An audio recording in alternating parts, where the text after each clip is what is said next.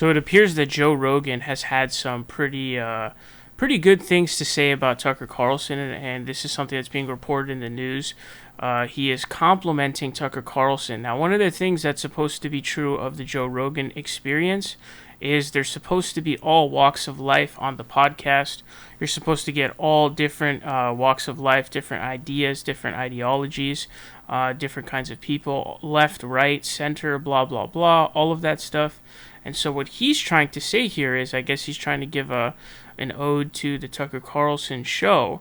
And he's actually saying that Tucker Carlson is, quote, willing to have conversations with anybody. He says, we'll also talk to anybody. Tucker has a lot of left-wing people on, and he doesn't disparage them or criticize them or mock them, he mused after guest Alex Berenson, a vaccine skeptic who routinely appears on Fox News primetime shows, compared his interview style to Carlson's. He went on, I think his discussions that he has on his show are some of the most nuanced, and that he's willing to have conversations with anybody. He'll talk about all kinds of things, and I think that's very important in this time, and that you have people like him. So this is the thing, right? So he's trying to essentially say that Tucker Carlson will bring anybody on, and I think the examples he brought up were like the Weinstein bros, and I'm actually forgetting who the other person is, maybe Tim Pool or some shit like that. But here's the thing, right?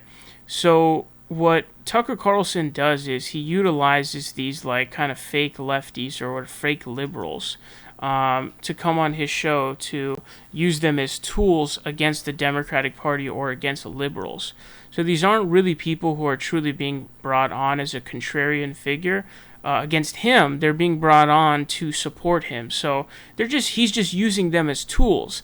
So you're obviously not going to be in a contrarian nature towards Glenn Greenwald if you're bringing him on your show to shit on Hillary Clinton or Joe Biden or something like that, because you're using them as tools. The idea that Tucker Carlson is genuinely open to other people's opinions and he's not going to disparage them is complete bullshit. And I think people are given the wrong examples. Like, a lot of them are bringing like the Rutger Bregman situation.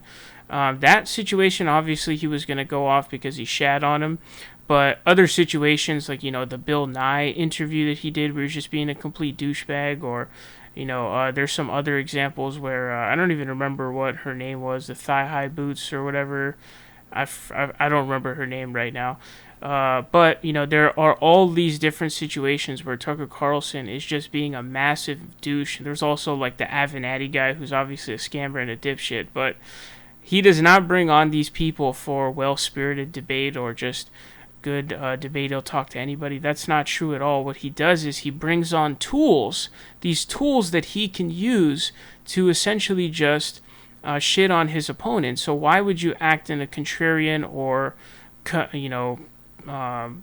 conflicted sort of demeanor towards somebody who you're using to support you? You're going to take that fake liberal and then use them to attack liberals. That's what you're doing. That's not talking to all walks of life. Or genuinely bringing on like some liberal or lefty or whatever to have on a genuine conversation. This is obviously a very good strategy that right-wingers use. Create an illusion that there's these liberals that are, disaffected or whatever, like Glenn Greenwald and all of that stuff, when their left-wingness or liberalness is questionable from the jump. So, once again, a dumb statement from Joe Rogan, and whether or not he truly, even Joe Rogan, has on all walks of life, I mean, I would say most of his stuff now is just brain-dead idiots who are like vaccine liars or quote-unquote skeptics or right-wingers and all that bullshit.